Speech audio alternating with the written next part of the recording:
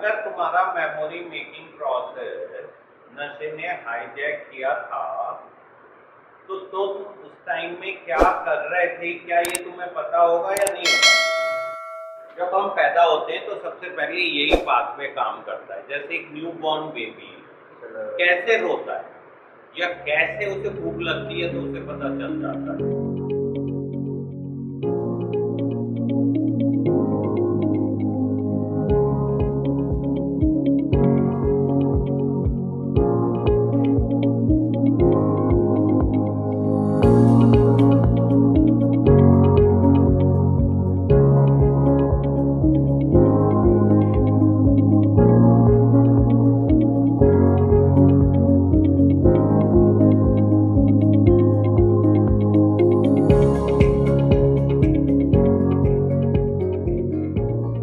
Effect हो रहा है, सोशली इफेक्ट हो रहा है, तो इसलिए मुश्किल होता है इसको डिफाइन कर पाना। बहुत सारे लोग केवल सोशल पैरामीटर्स पे वर्क कर रहे हैं, बहुत साइकोलॉजिकल पैरामीटर पे, बहुत बायोलॉजिकल पैरामीटर। जैसे बायोलॉजिकल कहेंगे कि ब्रेन में कुछ केमिकल लोचा है, साइकोलॉजिकल कहेंगे यार इसकी सोचने समझने की क्षमता ठीक नहीं है, ये समझ नहीं पाता है, और सोशल कहेंगे सामाजिक दायरों में ये ठीक से बिहेव नहीं करता। तो इसे bio psycho social model of behaviour. समझ गए आप लोग? तो क्लियरली बीमारी है क्योंकि WHO ने डिफाइन किया। सिंपल आंसर है क्यों बीमारी है, बिकॉज WHO ने कहा भाई ये बीमारी है, ये क्राइटेरिया है, फुलफिल होएगा तो बीमारी है। So let's revise what we were talking yesterday. So why substance use disorder is a disease versus moral failure? इसलिए डिजीज कहा गया बिकॉज ये टिपिकली जैसे एक आम बीमारियां होती हैं उसी पैटर्न पे वर्क करती है। मॉरल फेलियर क्यों नहीं है? मॉरल फेलियर इसलिए नहीं है कि कोई जानबूझ के इस तरह का नहीं करना चाहता है, बट डेफिनेटली रिपीटेटिव जब हम लोगों का बिहेवियर हो जाता है, बार बार रिलैप्स हो रहे होते हैं, तो देन ठीक है। WHO है 7 क्राइटेरिया और उनमें से अगर 3 पॉजिटिव होते हैं। Chronic progressive relapsing fatal disease है, रिलैप्स रेट बहुत हाई है, 70 to 90%। तो unless until you are very sincere for your treatment, you have no chances. It's like a cancer where you have to go to a doctor, senior doctor, detailed examination, treatment plan, encouragement, better guidance. ये सब जब तक नहीं करोगे तब तक recovery के chances नहीं है। केवल आप अगर ये कहते रहोगे कि नहीं I am sorry I will not repeat it means nothing. अगर आप कह रहे हो I am sorry I will not repeat it means zero, अंडा।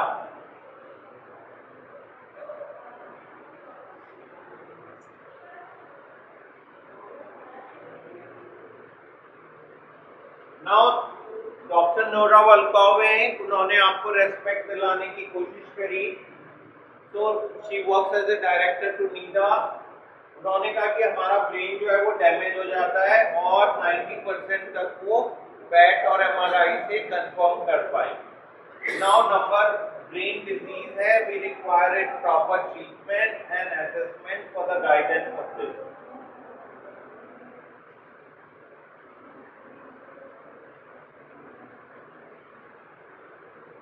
Now, the why addiction should be treated like a disease because WHO ने ऐसा कहा और बायोसाइकोसोशल मॉडल के लिए इंडिकेट करता है कि ये इसमें हमारे ऊपर बॉडी में कुछ चेंजेस आते हैं।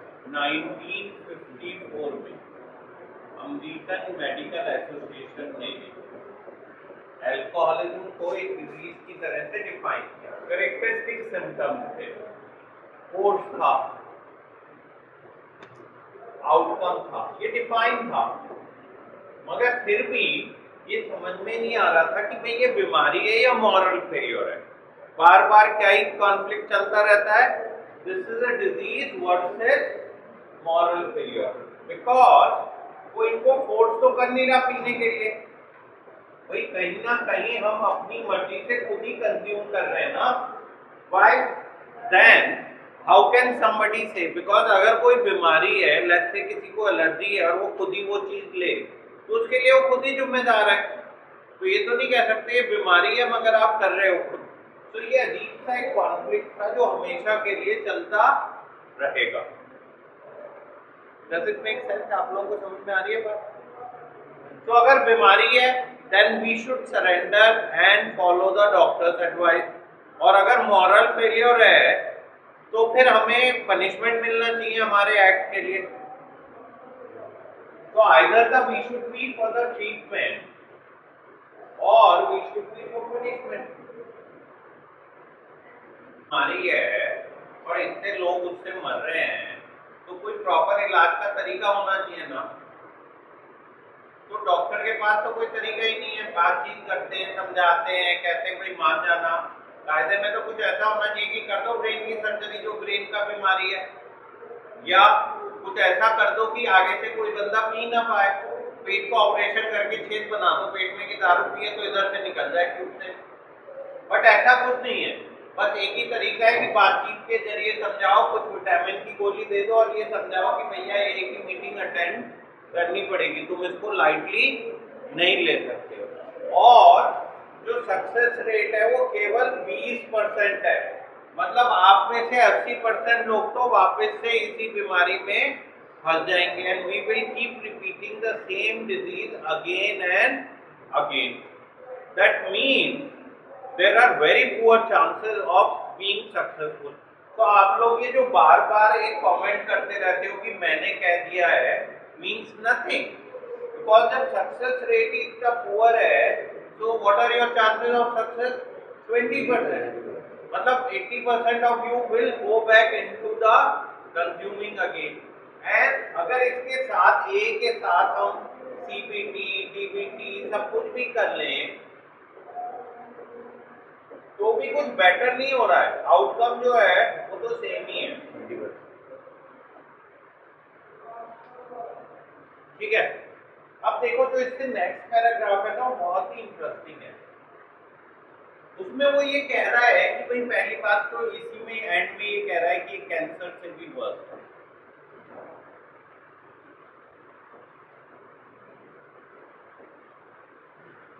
क्या वजह है कि ये बीमारी कैंसर से भी खराब है?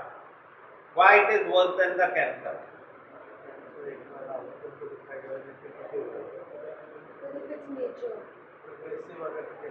मुझे तो बात एक ही बात समझ में आई कि कैंसर में आदमी को सोशल रेस्पेक्ट तो मिलती है, लोग बात कहते हैं कि भाई हम तुम्हारी मदद कर दें।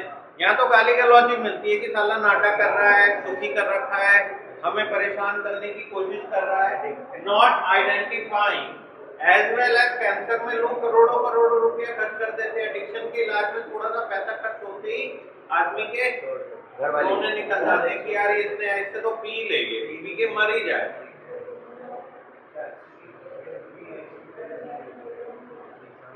तो उसके बाद में उन्होंने जो बहुत ही इंटरेस्टिंग पैराग्राफ है वो ये है कि भाई देखो सब ये जो है ना रिसर्च से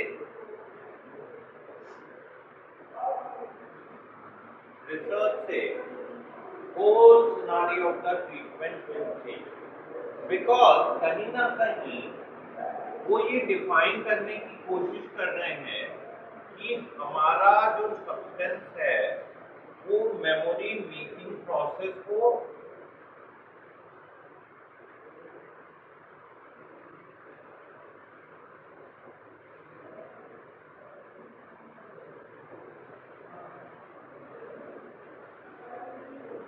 हाईजैक कर लेता है और इमोशंस को एक्सप्लॉइट करता है।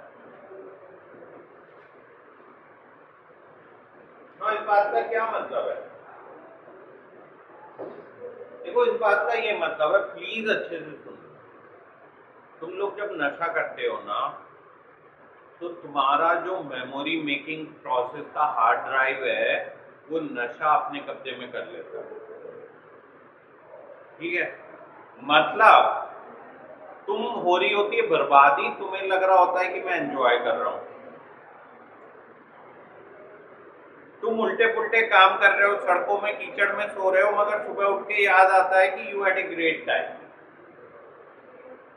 एंड अगर कोई तुम्हें समझाने की कोशिश करता है तो तुम्हारा नशा तुम्हें ये कहता है कि बॉस ये देखिए पागल हैं, इनको तेरी खुशी देखी नहीं जाती, और इससे अच्छा तो तेरा नशा ही है। Now imagine your brain is controlled by the substance, and अगर कोई जना कुछ समझाने की कोशिश करे तो इमोशनली एक्सप्लॉइट होने लगे, तो क्या आउटकम आएगा? जो नेचर ऑफ ड्रग है उसकी आदत है, एक्सप्लॉइट नहीं कर रही है। मुझे तो लगता है कुत्ते बिल्ली जैसे हो जाते हो, we become like animal, because the only difference between animal and human being is that logically thinking and acting, वो नशे के टाइम में वो हो गया खत्म। तो ये क्या हो गया, हमारा दिमाग काम ही नहीं कर रहा है और हमें पता ही नहीं चल रहा है हमने नशा करके किया क्या, और हमें कोई समझाने की बात में कोशिश करता है तो हमें उसकी बात बुरी लगने लगती। You can't perceive the basic thing. लग रहा है कि तुम लोगों का दिमाग तो है ही नहीं। सिंपल बात कह रहा है कि मेमोरी मेकिंग प्रोसेस जो है वो हाईजैक हो जाता है। क्या हो जाता है? हाईजैक। मैंने तुम्हारे सर पे बंदूक लगाई और कहा बॉस इधर कोने में बैठो, अगर तुमने उठने की कोशिश करी तो मैं क्या करूंगा? IC-814 हाईजैक हुआ था, एक बंदा मरा था। क्यों मरा था? हाईजैकर की बात नहीं है, उसने कहा मैं टॉयलेट करने जाऊंगा, उन्होंने कहा तुझे शूट कर दे। तो अभी 6 महीने पहले मैं ऐसी ही एग्जाम्पल दे रहा था तो एक बंदा खड़े होकर बोला सर मैं उसी प्लेन में था।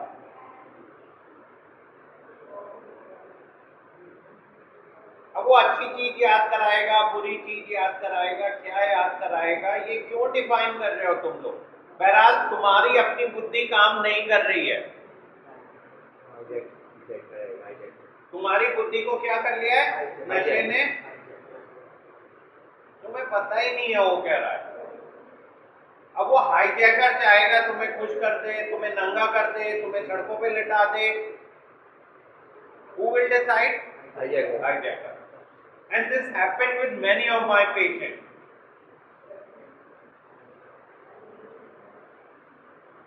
नशा करने के बाद में कुछ भी करने लगते हैं, झगड़े करने लगते हैं, मारपीट करने लगते हैं, गाड़ी ले जाके एक्सीडेंट मार देते हैं। Who decide? Hijacker. Who is hijacker?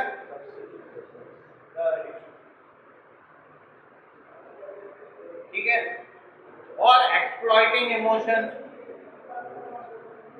ये कहां पे है कि तुम्हें कोई समझाने की कोशिश कर रहा है, भाई मान जा, ये क्या हरकतें कर रखी हैं तूने, पढ़ा लिखा इंसान है, डॉक्टर है, इंजीनियर है, ज्वेलर है, बिजनेसमैन है, तो हम क्या कहेंगे?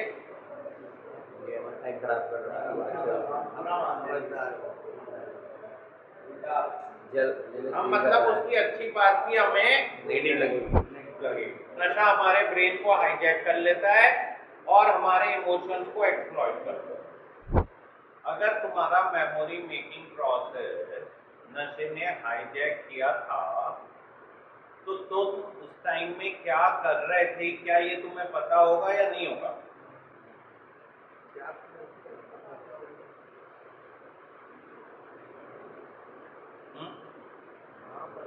क्या पता होगा बट उस पर कंट्रोल नहीं है जो कर रहे हैं।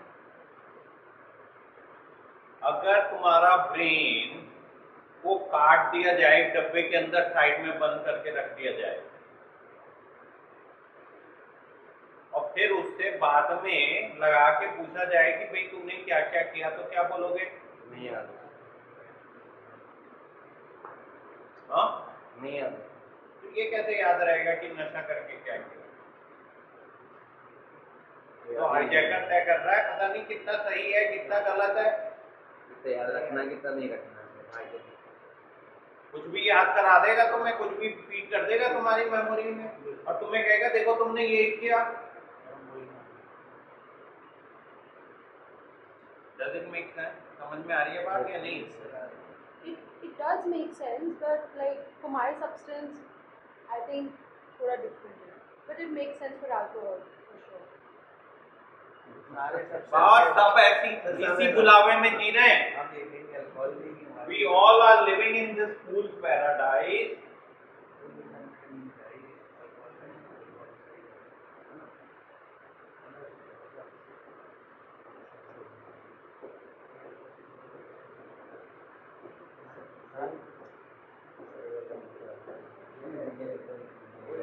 तो सब जाने ना शांति से रिलैक्स हो, अपने नियर एंड डियर वर्ड से पूछना कि तुमने नशे की हालत में क्या क्या किया, और फिर तुम रिकलेक्ट करने की कोशिश करना कितनी चीजें तुम्हें याद है और कितनी चीजें याद.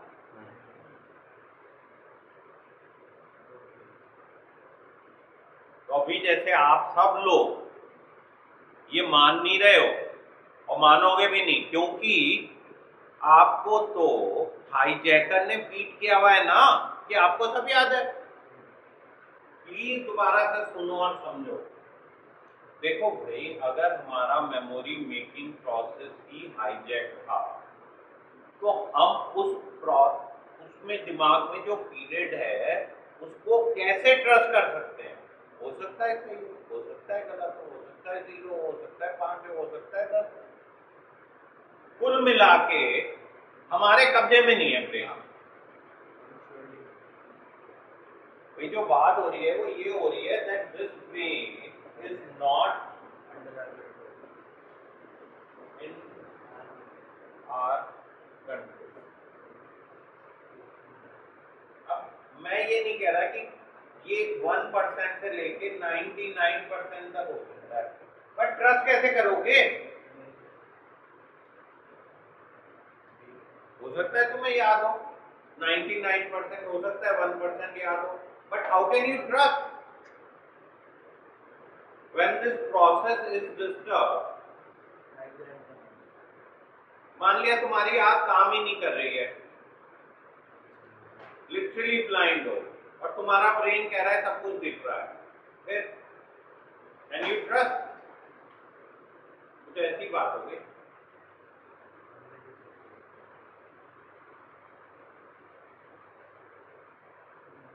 और हम में से कोई जना मानने को तैयार नहीं है. क्यों?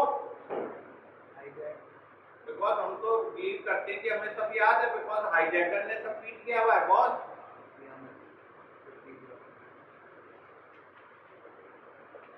और इमोशन को एक्सप्लॉइट हो रहे हैं ना अभी भी.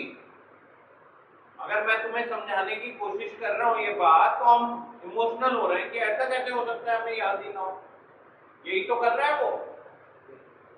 वह मुकाबले को मानते हुए कि हमें पता नहीं कितना याद है नहीं है, हम क्या कर रहे हैं? इमोशनल हो रहे हैं. इसमें pathway of सैलियंस.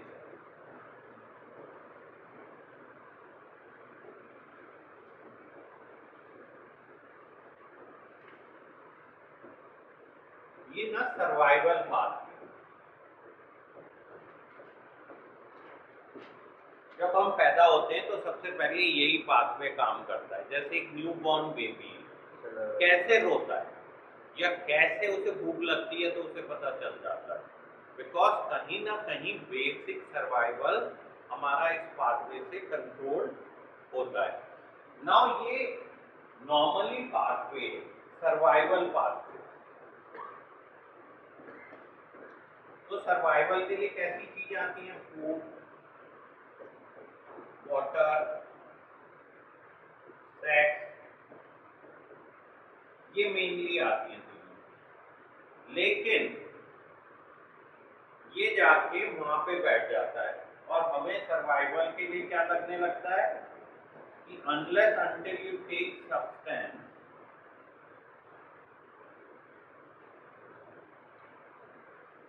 you will not be surviving. तो आप सोचो, lot of us start ignoring our eating habits. हमारा पानी पीना भी बंद हो गया और हम बस नशे में ही लगे हुए कि जब तक नशा नहीं मिलेगा बॉस हमारा तो काम ही नहीं है. कहाँ पे हमारी सारा फोकस है? इसकी जगह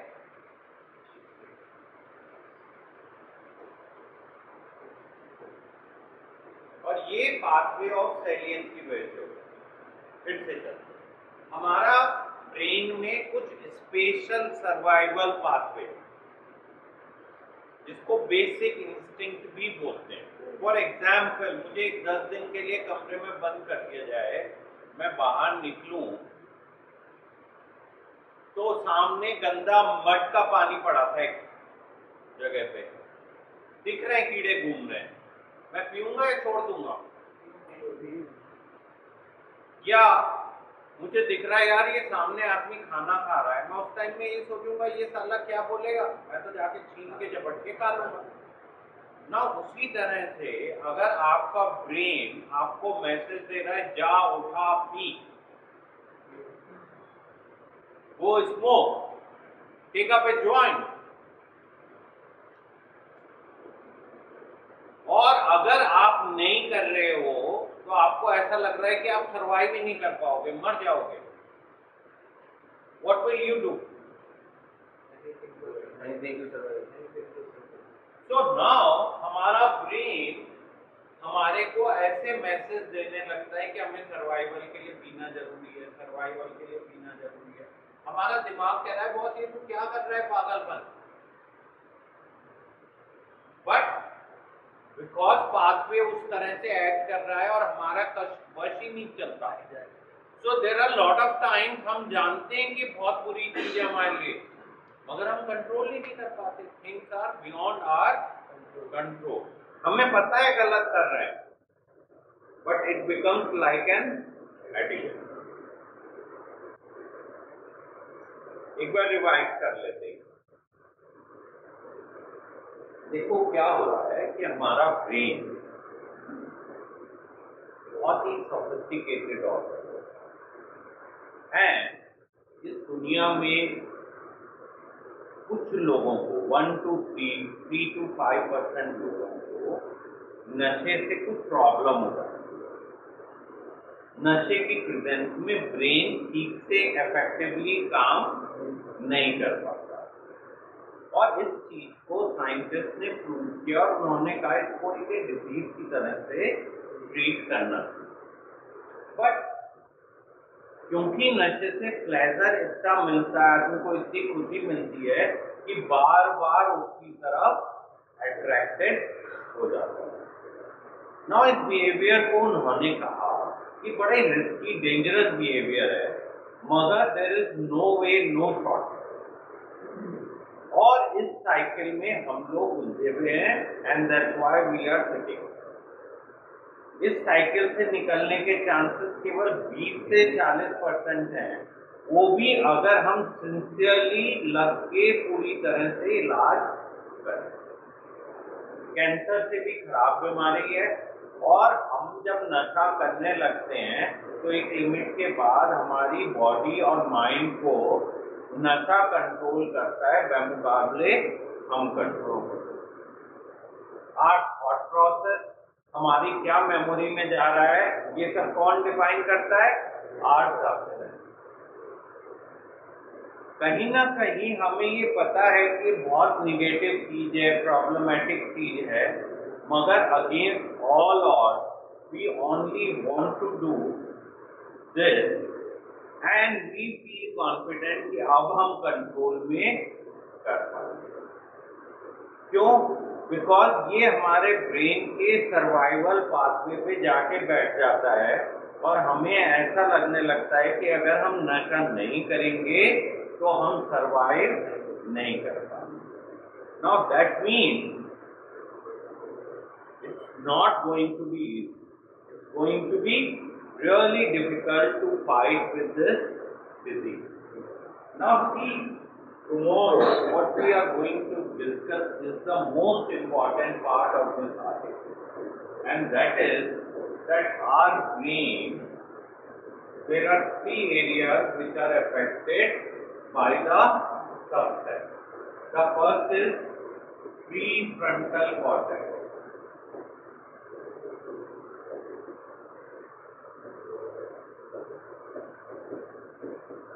ये साइट है लॉजिकल थिंकिंग, हमारी सोचने समझने की क्षमता ही खत्म हो जाती है।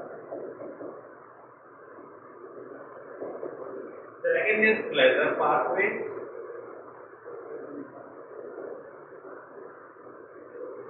बगैर नशे के हमारा प्लेजर पाथवे काम ही नहीं कर रहा होता, कुछ अटक गया है। अगर हम नशा नहीं कर रहे हैं तो हमें लगता है लाइफ में कुछ मजा ही नहीं है, जैसे आप सब लोगों को यहाँ फीलिंग ऑफ बोर्डम होने लगे। And third is the stress pathway.